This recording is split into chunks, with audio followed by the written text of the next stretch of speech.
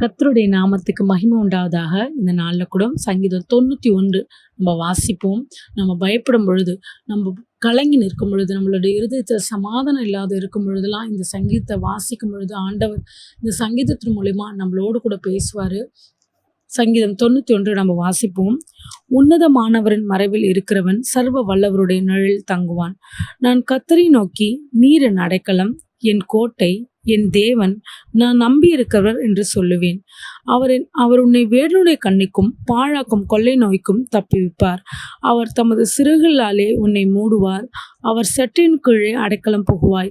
அவருடைய சத்தியம் உனக்கு பரிசையும் கேடகமாகும். இரவில் உண்டாகும் பயங்கரத்திற்கும் பகலில் பறக்கும் அம்புக்கும் இருளில் நடமாடும் கொள்ளை நோய்க்கும் மத்தியானத்தில் பாழாக்கும் சங்காரத்திற்கும் பயப்படாதிருப்பாய். உன் பக்கத்தில் 1000 பேரும் உன் வலதுபுறத்தில் 16,000 பேரும் விழுந்தாலும் அது உன்னை அணுகாது. உன் கண்களால் மாத்திரம் நீ இதை பார்த்து துன்மார்க்கு வரும் பலனை காண்பாய். எனக்கு அடைக்கலமாய் இருக்கிற உன்னதமான கர்த்தரை உனக்கு தாபரமாய் கொண்டாய். ஆகையால் பொல்லாப்பு உனக்கு நேரிடாது, வாதை உன் கூடாரத்தை அணுகாது. உன் வழிகளெல்லாம் உன்னை காக்கும்படி உனக்காக தம்முடைய தூதர்களுக்கு கட்டளையிடுவார். உன் பாதம் கல்லில் இடராதபடிக்கு அவர்கள் உன்னை தங்கள் கைகளில் ஏந்தி கொண்டு போவார்கள். சிங்கத்தின் மேலும் விரியன் பாம்பின் மேலும் நீ நடந்து பால சிங்கத்தையும் வலு சர்பத்தையும் மிதித்து போடுவாய். அவன் என்னிடத்தில் வாஞ்சியா இருக்கிறபடியால் அவனை விடுவிப்பேன். என் நாமத்தை அவன் அறிந்திருக்கிறபடியால் அவனை உயர்ந்த அடைக்கலத்திலே வைப்பேன். அவன் என்னை நோக்கி கூப்பிடுவான், நான் அவனுக்கு மறு உத்தரவு அருள செய்வேன். ஆபத்தில் நானே அவனோடு இருந்து அவனை தப்புவித்து அவனை கனப்படுத்துவேன். நீடித்த நாட்களாய் அவனை திருப்தியாக்கி என் இரட்சிப்பை அவனுக்கு காண்பிப்பேன். மறுபடியும் கூட ஒரு வாட்டி இந்த சங்கீதத்தை நம்ம வாசிப்போம். ஆனால் இதில் சங்கீதத்தில் இருக்கிற மாதிரி இல்லை. இந்த சங்கீதத்தில் நம்மளை ஆண்டவர் நீ அவன் சொல்கிற இடத்துல எல்லாத்துலேயும் நம்மளை என்ன சொல்கிறார் அப்படின்ற மாதிரி நீங்கள் உங்களை அந்த இடத்துல வச்சு நீங்கள் இதை வாசித்து பாருங்கள். ஆண்டவர் உங்களோட பேசுவார். இப்போ நம்ம அதை வாசிக்கலாமா? உன்னதமானவரின் மறைவில் இருக்கிற நான் சர்வ வல்லவருடைய நிழலில் தங்குவேன். நான் கர்த்தரை நோக்கி, நீர் என் அடைக்கலம், என் கோட்டை, என் தேவன், நான் நம்பி இருக்கிறவர் என்று சொல்லுவேன். அவர் என்னை வேடனுடைய கண்ணிக்கும் பாழாக்கும் கொள்ளை நோய்க்கும் தப்புவிப்பார். அவர் தமது சிறகுகளாலே என்னை மூடுவார். அவர் செட்டின் கீழே அடைக்கலம் புகுவேன்.